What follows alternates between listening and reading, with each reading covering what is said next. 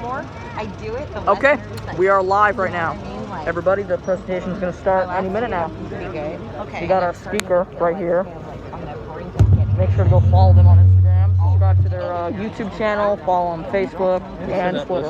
Right. You know what I mean? And no, I feel confident. I really do. I feel like by the time I'm gonna tell my instructor, like, no, get back in the plane. We'll fly the plane. Well, actually, Right. not. Yeah. Well, good afternoon. Instructor hiding in the back. I know. So I can say that. Seriously. But the benefit is my instructor lets us fly together. My name is Brian Finnegan. I am the education director here at Plains of Fame. And before I get started, really, I just have to say thank you so much for all your beautiful faces here today. I guess when you tell people you're going to fly a 77-year-old World War II aircraft, of which there's only a handful left, people respond, and we do thank you for that. This behind me is... You're the best. This is the Lockheed P-38. This is the J variant. We'll talk about that in a little bit, but we have a little more housekeeping to talk about. Anyone have any plans for October 30th or October 31st of this year? Air show, boys. Air show. Air show, boys. Air show Anyone vibe. that doesn't know, that is when Plains of Fame is hosting its annual air show. And I can give you a sneak peek in terms of what the theme is this year. It's Plains of Fame Air Show salutes the big screen. Ooh. Next year, you're going to see a film come out Top Gun. called... Wait, what is it? What is it? I forgot. Oh. It's okay. It'll come back to you. Man, you're blanking out. Anyway, we also have one coming this year called Top Gun 2. Yes, sir. We had a hand in that one. Devotion is the film next year. okay. Devotion is based on a best-selling book. It tells the story of the first African-American naval aviator who flew during the Korean conflict and his relationship with his wingman and how the bond that they forged really was unique for the time. We had our Corsair, our MiG, our Bearcat. We had a number of Corsairs actually in that film. So that's going to be a big one for us. And of course, we are at the 20th anniversary this year of the 2001 film Pearl Harbor, in which we had 6 of our aircraft flying in. The one behind me was not one of those, but our Zero, our P-40 was in that. A number of other, our B-25, Mitchell was in that, and so on. So, movies and aviation have been around almost, they started at the exact same time in history, and movies have played a big part in the history of Plains of Fame. Plains of Fame is now in its 64th year, and so we've had our hand in a number of films. Thank you. I would clap, but I'm sure that those who were around in the very beginning would say that was a challenge, or are they going to survive one day to the next? But I can tell you, having gone through COVID in the year that we all had, we were sometimes worried that we weren't going to make it, but we are. We're back, we're strong, and it's all because of the support of people like yourself, and particularly our members. And with that, how many members do we have here today? Thank you. I should become a member. Your support is really what holds us too together expensive. year after year after year. Now I have to ask, how many non-members? I'm gonna try. How many first-time visitors? Wow. Cameron, raise That's your hand. wonderful. Raise your hand, So Cameron. let me tell you a little bit about why you want to become a member. Not only do you get free admission to the museum for an entire year, and what we do today is just a small part of what we do during the course of the year. When we get back inside, we do our living history events where we'll have presentations about the aircraft and about aviation history, and those are once a month on the first Saturday, and then we will fly an aircraft overhead. Your membership also gets you a ticket to the air show.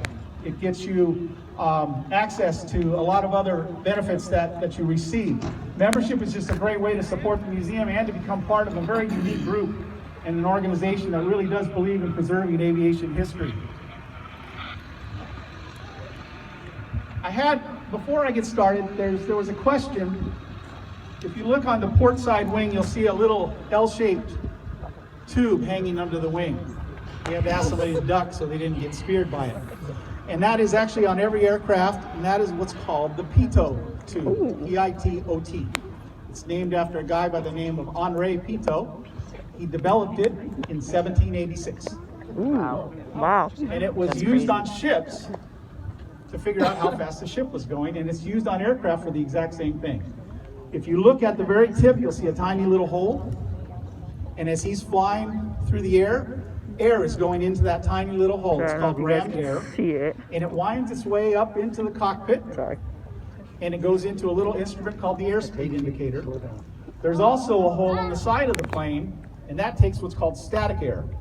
And the airspeed indicator takes the ram air and the static air, and it figures out the difference, and it tells the pilot how fast he's going. So that is the speedometer, if you will, for an aircraft. And that's what that little thing that looks like a little rocket or a little missile is. Yeah.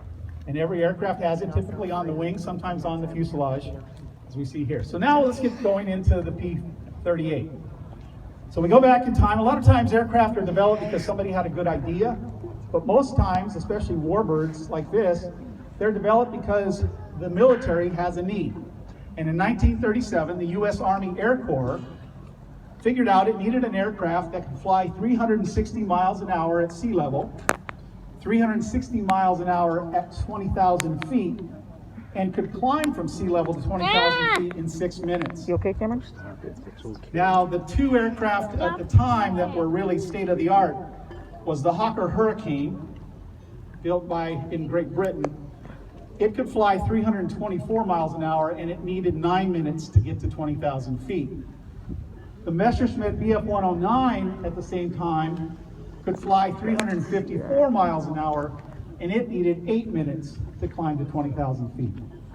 So when the Army issued a specification that they wanted to get up to 20,000 feet in 6 minutes, almost every manufacturer said, can't be done. We're not even going to try. All but one, and that's Lockheed. And this would start a tradition that still continues to this day at Lockheed. We've probably all heard of the term skunk works. In many ways, this is the foundation, if you will, of skunk works. And somewhere in the crowd among you today is a gentleman by the name of Pete Law. And Pete Law, for many, many years, had a hand. He was back there. Go Pete! Yeah, go Pete! Pete was a young engineer. Say go Pete. Specializing in thermodynamics. Somebody's got to do it, right? Yeah. And he was working for Lockheed, and he got invited one day to go to the secret part of the company, where they asked him if he wanted to come over to the dark side, which was Skunk Works. And Pete went on to work on a couple aircraft that you might have heard of, the SR-71 Blackbird, and the U-2 spy plane. And he worked on projects that even he can't talk about to his wife, and he won't be able to talk about, he says, until he's no longer walking vertical. Top secret stuff. That's loud. And this is probably, like I said, the precursor to that. Lockheed said, you know, everybody's right. An aircraft of today with a single engine can't climb to 20,000 feet in 6 minutes, but maybe 2 engines could. And that thinking outside the box is what led to the aircraft behind me. Because they put 2 engines on it, and now they had to figure out a design. They could put them on the wings and it would look like a traditional twin-engine bomber, but they went a little different. They went aerodynamic, and they created twin booms. And they put the engines on the front of the booms. The booms go back, they connect to a tail section that holds the rudder, or holds the elevator, and then there's 2 rudders. And then they put the pilot into a central nacelle. Cockpit's here, and then they put the armament right in front of him. On most World War II aircraft, you'll see that the guns are on the wings. Yeah. And the pilot would use the sight, and the sight would help him determine where his bullets are going to converge on a target. With the P-38, he's pretty much aiming and shooting, and so he's able to get a little more accuracy. And it worked because this aircraft produced over 100 aces during World War II, including the 2 leading aces of the Second World War, Bong and McGuire. Bong had 40 victories and McGuire had 38.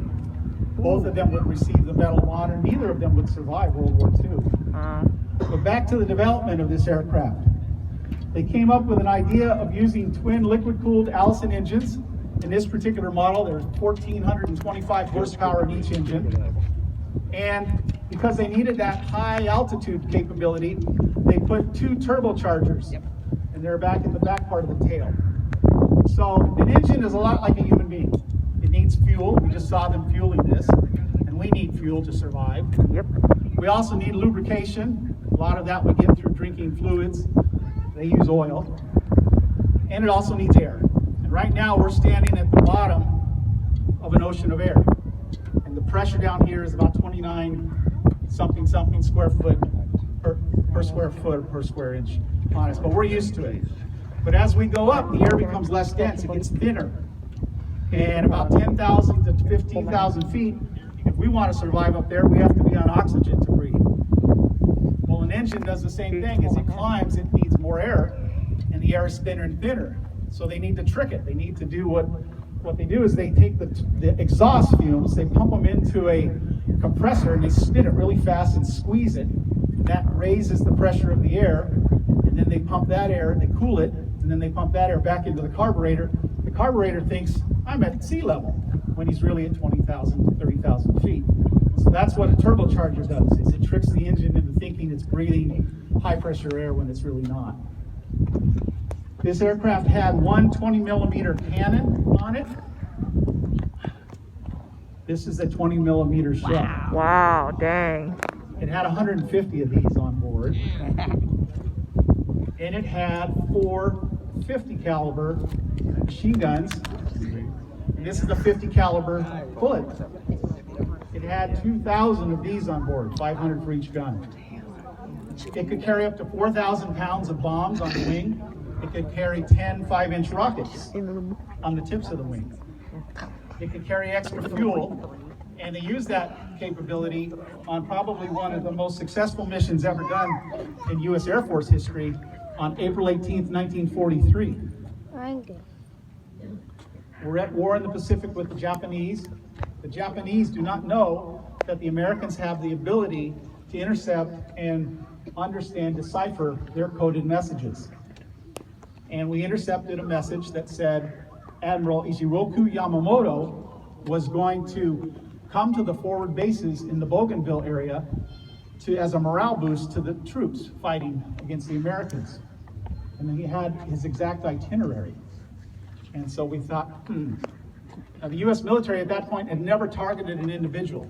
It only had targeted strategic targets or other military forces. But it thought, if we were to take Admiral Yamamoto out of the equation, what would that do to the Japanese military? He was the strategist that had come up with the whole plan for the Pearl Harbor attack, and he was the guiding force behind most of the strategic direction that the Japanese were taking during the war. So the feeling was there wasn't a number 2 person that could fill his shoes. So we looked at from flying from Guadalcanal all the way up to Bougainville was about 550 miles each way. And the Corsair couldn't make that, the Wildcat couldn't make that, the Hellcat wasn't yet on the scene. And they said, but the P-38 could, if we put an extra fuel tank. And they did, they put extra fuel tanks under each of the 2 booms. And they took off, and they put a Navy compass in the lead plane because the Navy had better compasses. And they flew 16 aircraft, flew at 50 feet above the ocean, and they had to go a roundabout way. They did what's called dead reckoning. They would fly at a certain speed they predetermined. We'll fly at this speed on this compass heading for 20 minutes. Then we're going to change on this speed to this compass heading for 15 minutes. And they meandered their way so they weren't intercepted all the way to Bougainville. And lo and behold, as they arrive over Bougainville, here comes 2 Japanese Betty bombers and 7 Zero escorts. And that is Yamamoto and his entourage on their way to meet the troops. They sent in 4 P-38s to attack the bombers. They shot both bombers down, and one of them was Admiral Ishiroku Yamamoto, and he was killed in that. And the Japanese literally did lose their chief strategy person, and really from that point on they were somewhat in disarray for the rest of the war. So the P-38 had a hand in a mission that became very popular amongst everyone. In fact, they had a problem that all the guys that flew that mission wanted the recognition for having shot down Yamamoto, and they bragged about it until the brass said, be quiet. We do not want the Japanese to know we've intercepted their code. They will change it. And so they all thought they were going to be up for some honor like the Medal of Honor. Instead, they were threatened with a loss of rank. So That's karma. The P-38, when it was first developed, the Army was just so impressed with it. Not only could it fly at 360 miles an hour, it could get up to 420 miles an hour.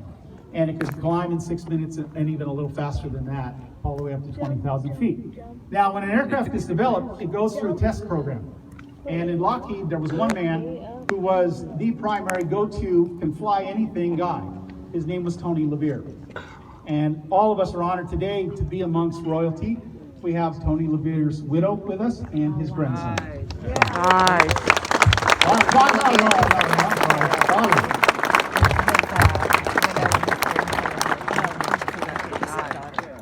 So, the P-38 flew in every theater of World War II. It was responsible for shooting down 1,800 Japanese aircraft. This particular one never saw combat. It was finished in July of 1944 off of the Lockheed assembly line. And then it was sent to Santa Maria up in Central California, where it was used at a base there that readied pilots for combat. So it was what was called a replacement unit training aircraft. It was a transition aircraft to get them comfortable flying this aircraft in combat. I know, I'm seeing. We acquired it in 1959 and restored it into flight in 1986, thanks to the generosity of Bob and Josie Pond, and she's been flying ever since. Today's pilot is John Maloney. John Maloney is Hey John, how are you, man? John is the son of the museum's founder, Ed Maloney. He's been flying probably since, I won't say since he was in diapers. Okay, Cameron, look, come on, buddy. He flies virtually every aircraft we have that flies. Yeah, they're gonna take He off. can fly everything probably that has wings. So like Tony LeVere, John Maloney can fly circles around. Look at what they're doing, Cameron. I raised two kids and I have three grandkids. I don't That's pretty much everything. He's gonna basically go through his pre-cockpit check, and then he's gonna fire up both engines. You'll notice that the blades counter-rotate. One blade goes one way, the other one goes the other way. That's to reduce the torque or the pull that he would have to deal with. That was a way to offset that. He's going to start it up now. Any questions? We can catch up after that, but I would just let John do his thing, and I'll get out of the way so cameras can catch the engine start. All right, thank you. We'll get it afterwards. Yeah, I'll get it afterwards. Ladies and gentlemen, Say, look, Cameron, they're going to start the plane up, the so plane let's zoom is back ready. out. Ladies and Keep an eye on gentlemen, it. the plane is ready to take off. Is there? Yeah, he can stand right in front of me. There's a whole little space right here. Yeah, come stand right here. Come on, buddy. Stand back, Thank you, everyone. guys. Of course, you're like half started my size. All right. Yeah. Anybody Crammed in. We should probably just that. Here we go. Get ready. My brightness is up high. Listen up now. Listen close. See, look, Cameron, watch.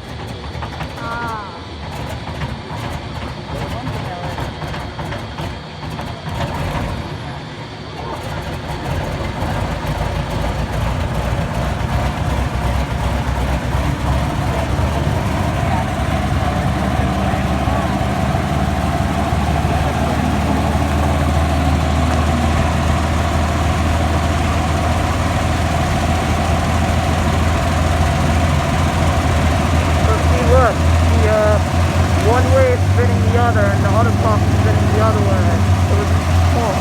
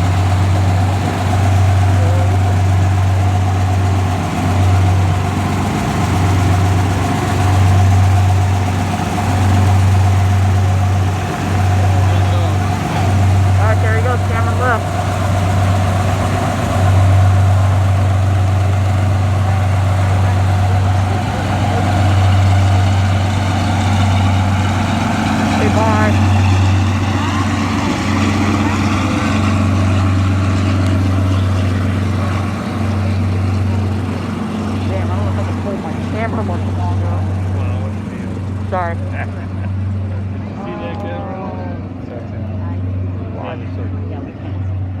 Oh, sorry, I can move if you want. Awesome! Woo! There he goes, man. Good job. Nice. Johnny will taxi over to the runway. The tower will give clearance, and then he'll take off. And he will fly over the museum for about 20 minutes. He'll make several passes from different angles, so good opportunities to get some great shots. Any questions or anything like that about what we're... Oh, great. Now there's this. It's a pleasure to meet you. Likewise. It's a pleasure to meet you. Yeah, My number. Yeah, I we'll love you. hang out one of these days. If If you're flying into a you're in the headwind, LA does area, that I mean, impact the aviation community is about this big. Here, let me it's tell. all 99. It's only 20 members. That's why Are you part of the No, I'm going to. Oh, yeah. So, but I haven't had time. Oh, you're welcome. I'm gonna keep watching. Nice to meet you guys. Hey, Good you luck too. in your future. Thank you. Thank you. My thing's about to die. Preference probably of the pilots and the mechanics to set the angle if they want to, but my thought is they're trying to put a spray over the top.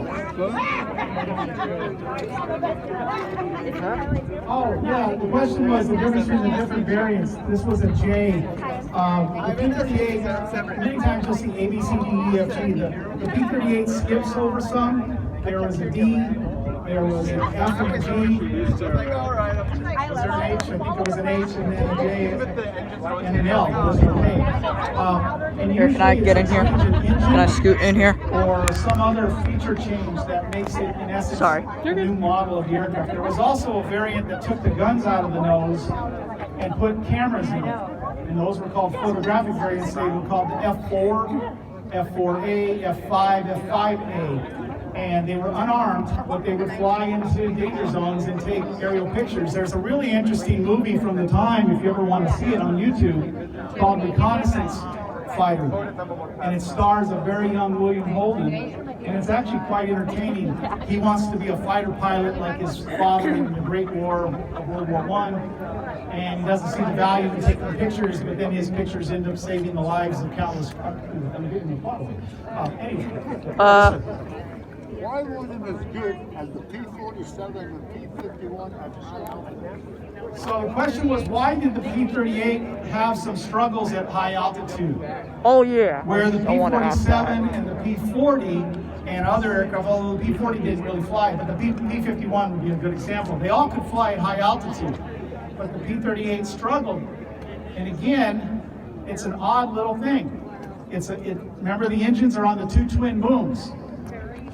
And where does an aircraft get its heat? Off of the engine. When the engine's in the nose right in front of you, you can vent it right into the cockpit, into the instruments, and so on. The P-38 was a challenge to get enough heat into the cockpit, so the pilot would freeze up there. And in addition to that, the instruments would freeze. And so they actually determined that it wasn't that good of a high altitude fighter for that reason. It could have the speed and everything, but it just couldn't do, the pilots couldn't take it. When they moved to the Pacific theater, it was in its element. It was flying lower, it's tropical, it really was, and that's why it was so successful in that climate. Yes? What was the average age of the pilot of the P-38? What's the youngest age known? I don't know. The question was, what's the average age of a pilot in the P-38 or the youngest? So this is the part that's always weird, especially for a gray-haired guy like me. I look at this thing and I go, no way. So pilots typically had to have at least 2 years of college, and then they would go through up to a year of training. So you figure they're 21, 22, 23 years old, 24 years old. And they were climbing into these machines and flying these things in combat zones. People are shooting at them, people are trying to knock them out of the sky.